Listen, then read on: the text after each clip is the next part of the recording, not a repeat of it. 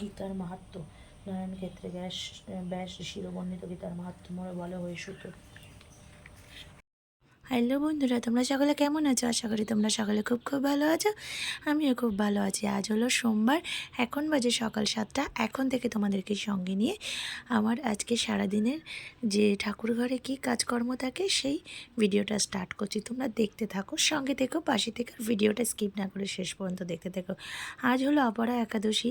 আজকে আমি কিভাবে অপরা একাদশীতে আমার ভগবানকে পুরো প্রথম থেকে শেষ পর্যন্ত সেবা করলাম সেটা তোমাদের সঙ্গে শেয়ার করছি। তোমরা দেখো এবং অনেক মোটিভেট করে তুলবে তোমাদেরকে। সকালে উঠেছি ওই 6টা 10 নাগাদ, কারণ এখন উঠতে একটু দেরি হয়ে যাচ্ছে। ওষুধ খাওয়া হচ্ছে, যেহেতু আজমার যে ট্যাবলেটগুলো, কাশি সিরাপগুলো, ওগুলো একটু খেলে ঘুম পায়। আর ছেলেরও স্কুল এখনও খোলেনি। স্কুল খুলে গেলে তো প্রায় 4:30 পৌনে 5টায় উঠে যেতেই হয়, না হলে তো সমস্ত কিছু করে ওঠা সম্ভব হয় না। আর আজকে বড়মশাই আর ছেলে ভাত খাবে, আমি আর শ্বশুরমশাই একাদশী করেছি, তো ওদের জন্য শাক ভাজা, পনিরের তরকারি আর ভাত রান্না করেছি। তো ভাবলাম তোমাদেরকে আমি যেহেতু ভগবানের সেবাটা আজকে প্রথম থেকে শেষ পর্যন্ত দেখাবো, ওই জন্য আর রান্নাঘরের কোনো কাজকর্ম আমি শেয়ার করিনি। তো প্রথমে এসেই না আমি আগে আমার বাবা ভোলেনাথকে, আমার যেহেতু সিংহাসন দুটো খুবই ছোট ছোট, আমি যেভাবে পারি সেইভাবেই তাদেরকে রাখার চেষ্টা করি। ইচ্ছে আছে একটু তাদেরকে সেপারেট সেপারেট করে রাখার, জানি না ভগবান কবে এই আশাটা আমার পূরণ করবে। আমার অনেক ইচ্ছা আছে তাদেরকে নিয়ে, তাদেরকে সবাইকে আলাদা আলাদা করে রাখবো, কিন্তু এখন ওই যাই হোক একসঙ্গে কোনো রকমে রেখেছি। শুধুমাত্র রাধা গোবিন্দকে আর পঞ্চতত্ত্বকে একটা আলাদা আর কি সিংহাসনে রেখেছি, আমার যে আর কি মূর্তি রাধা গোবিন্দ। আর তারপরে দেখো প্রথমেই বাবা ভোলেনাথকে এসে আমি আগে স্নান করিয়ে নিই ঠাকুর ঘরে। তারপরে আমি সমস্ত রাধা গোবিন্দ বলো, মা লক্ষ্মী বলো, সবাইকে আমি আর কি গা মুছিয়ে নিই। রাধা গোবিন্দকে অনলি মাত্র হলো বৃহস্পতিবারেই জামা কাপড়টা যখন চেঞ্জ করি তখন পুরো স্নান করায়, নাহলে অন্যদিন যেহেতু জামা পরানো থাকে ওই জন্য যেটুকু অংশ ওনার দেখা যায় সেটুকু অংশই আমি ভিজে যে রুমাল আছে ওনাদেরকে আমি গা মোছাই, সেই রুমাল দিয়ে ওনাদেরকে আমি গা মুছিয়ে নিই। আর আজকে তো যেহেতু একাদশী, কোনো অন্ন বা মানে অন্নের মধ্যে চিড়ে পড়ে, মুড়ি পড়ে, আর কি অন্নভোগ পড়ে, সেগুলো দেওয়াই যায় না। আর আমি যেহেতু সাংসারিক মানুষ, চিড়ে ছাড়া আর কিছুই দিতে পারি না। সেই অনুষ্ঠান অকেশান ছাড়া যদি পারি তখন হয়তো দেখা গেল খিচুড়ি টিচুড়ি বা পায়েস টায়েস কিছু দিলাম। আর তো ওই জন্যই আমি আজকে চিড়ে ভোগ দেবো না ওনাদেরকে, আজকে লিচু আর মিষ্টি দেব।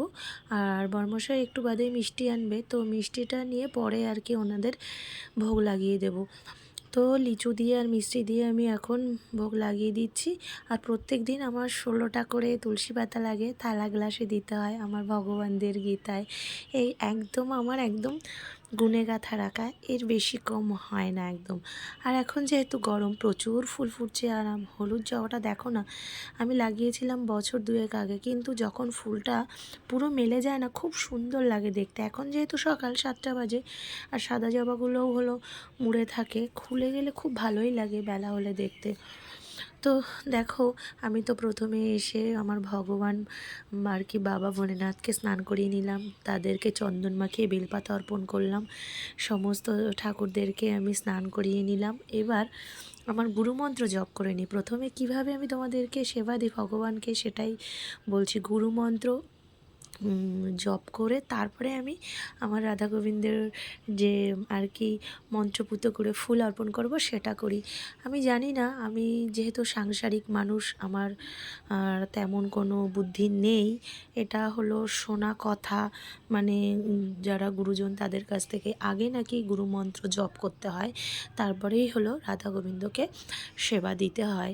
যে ভগবানই হোক তাকে সেবা দিতে হয়। শুধু আমার কথা নয়, আমি সমস্ত মন্দিরে যখন পুজো দিতে গেছি তো ওনারা বলেন ব্রাহ্মণ মশাইরা যে কারোর গুরুমন্ত্র হয়ে থাকলে গুরুমন্ত্র জপ করুন, না হলে হরে কৃষ্ণ বলুন, মন্ত্র 10বার জপ করতে বলুন। তো আমাদের যেহেতু গুরুমন্ত্র হয়ে গেছে ওই জন্য গুরুমন্ত্রটা আগে জপ করে নিই, তারপরে হলো রাধা গোবিন্দ বা যে ভগবানকে যে সেবা দিয়ে থাকো সেই ভগবানের নামে ফুলটা অর্পণ করা উচিত।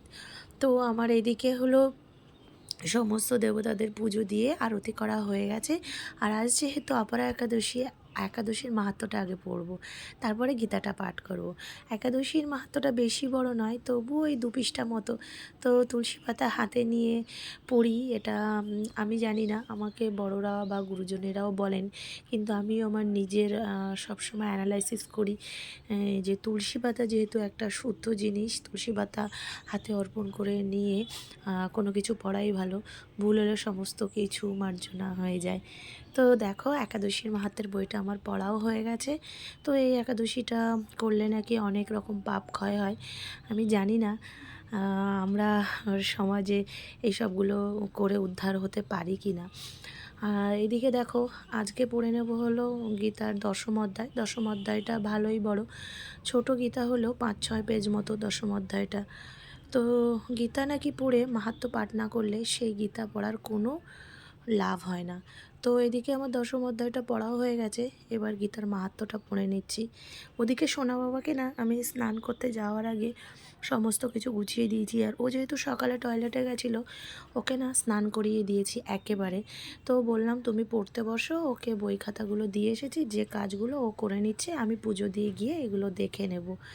তো এদিকে পুজো দেওয়া তো আমার হয়েও গেছে। আর একটা কথা না, আমি জানতাম না নাকি প্রদীপ থেকে ধূপ ধরাতে নেই, কিন্তু কিছুদিন আমি এটা করেছি। যাই হোক, আমি ভুলবশত করেছি, তো আলাদা করে ওই জন্য ধূপটা আমি ধরিয়ে নিচ্ছি, যেহেতু আমার আরেক জায়গায় সেবা দিতে হয় ভগবানকে, ওই কারণে। আর আমার তো রাধা গোবিন্দর সেবা দেওয়া হয়ে গেছে, এবার চেষ্টা করছি আমার আরেক জায়গায় যে সেবা দিতে হয় সেখানে সেবা দিয়ে নেব। তো আবার ওদিকে 8টায় আমার ছেলেমেয়েরা পড়তে আসে, ওদেরকেও পড়িয়ে নেব, আবার সোনা বাবাকেও ট্যাকেল করতে হবে। তো যাই হোক, সব কিছুর মধ্যে দিয়ে আমার তো রাধা গোবিন্দকে সেবা না দিলে হবে না, শরীরটা অসুস্থ। বাড়ি থেকে বড়মশাই নিষেধ করেছে যে শরীর অসুস্থ থাকলে এসব করার দরকার নেই, সুস্থ থাকলে করবে।